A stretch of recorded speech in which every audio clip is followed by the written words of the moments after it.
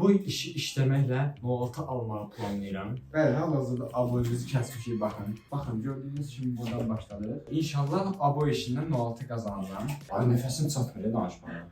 Burada biraz... Yox, çək. İstəsəniz Instagram adresini yaza bilərsiniz. Aboy da vururum. Gecə 24 saat məşğuliyyətdəyəm. Yəni Noaltı almaq üçün 7-24 aboy işinə də gələ bilərəm. 33 yaşım var. Real malyar. Beton işləyirəm. Dostum bu nədir? Dostum, gücmüş laxı. Eləmə də.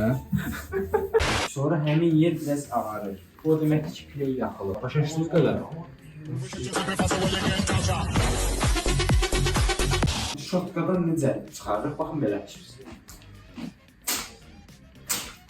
Gördüyünüz kimi müdür burada olmayanda çəkilik yəni bu kadrlar. Noaltı almayana dək yatmırıq. Bəli. Sağ başım bizlərdir. Noaltı alana qədər bütün sahələrdə özümü yoxlamağa davam edirəm. İnşallah gələn dəfə yaxşı sahələrdə o şey kimi, lanet içəri kimi. Sağ olsun, gələn videoları, gələn arkadaşlarla inşallah görüşərik.